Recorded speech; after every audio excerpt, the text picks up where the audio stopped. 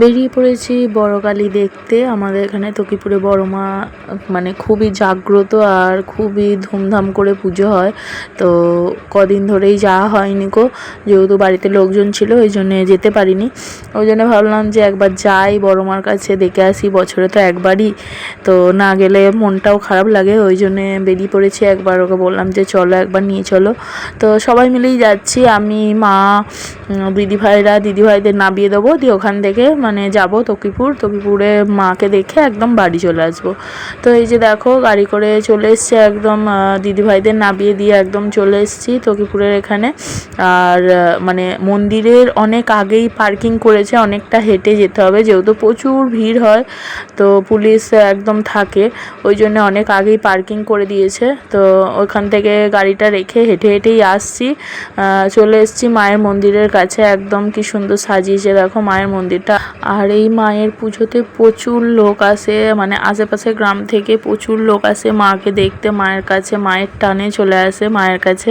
তো এত ভিড় হয়েছে আজকে, তবুও যাই হোক মানে মায়ের কাছে আসতে পেরে মনটাও খুব ভালো লাগছে যে না একবার মাকে দেখে গেলাম। বছরে একবার মা আসে, তো মায়ের কাছে যদি না আসতে পারি সেটাতেও মনটা খারাপ লাগে যে না মা বছরে একবার আসছে, তাও মায়ের কাছে আমি আসতে পারলাম না। এত কাছে থেকে, অনেক দূর দূর দেশ থেকেও তো মানে মায়ের কাছে আসছে, মানে অনেক আমাদের এখান থেকে পাশাপাশি গ্রাম থেকে তো সবাই আসে, তো আমরা তো তাও কাছে আছি তকিপুরের কাছেই। তো সেখান থেকে যদি মায়ের কাছে না যেতে পারি তো ওর থেকে খারাপ আর কিছু হয় না, আর ওর থেকে মন খারাপ আর কিছু হয় না। তো চলে এসেছি মায়ের কাছে। এই যে দেখো ঠাকুরমশাই বসেই আছে পুজো নেওয়ার জন্য, যারা যারা আসছে তাদের মানে পুজো করিয়ে দিচ্ছে, সঙ্গে চান জল সিঁদুর পরানো সবই করিয়ে দিচ্ছে। আমাদেরও পুজোটা দিয়ে দিয়েছে, আর এদিকে চান জল দিয়েছে। দেখো আমার ছেলে কীরকম চেটে চেটে খাচ্ছে মায়ের চান জলটা, ওর খুব ভালো লেগেছে। শেষকালে বলছে আমি পাইনি, অনেকটা চান জল দিয়েছে তাও বলছে আমি পাইনি। তো এটাই হচ্ছে ব্যাপার, যে মাকে দেখলেই মনটা না একদম ভরে যায়, যে মা যেন মানে বছর বছর আসে, বা এরকম রূপেই যেন মাকে দেখতে পাই, সব সময় যেন থাকে মা। কিন্তু কিছু তো করার নেই, মা তো কদিনের অতিথি হয়ে আসবে আবার চলে যাবে। তো মায়ের কাছ থেকে চলে এসে যাচ্ছি এখন মায়ের মাসির বাড়ি। মায়ের মানে এই বড় মায়ের পাশেই আর কি মায়ের মাসির বাড়ি।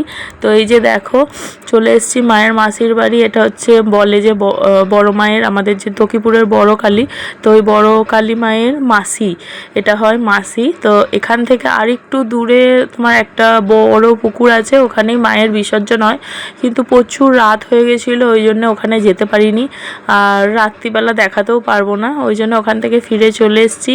মায়ের মাসিকে দর্শন করে চলে এলাম। এবার একটু তো পেট পুজো করতে হবে কি, তাই না? মেলাতে গেছি, একটু পেট পুজো না করলে হয়? যেহেতু অনেক রাত হয়ে গেছিলো, দিদিভাইদের বাড়ি দিয়ে এসে একদম মেলা ঢুকেছিলাম, তো ওই জন্যে ভাবলাম যে একবারে একটুখানি কিছু খেয়ে নিই, যেহেতু অনেকক্ষণ হয়েও গেছে, প্রায় 9টা 9:30 বেজে গেছিলো।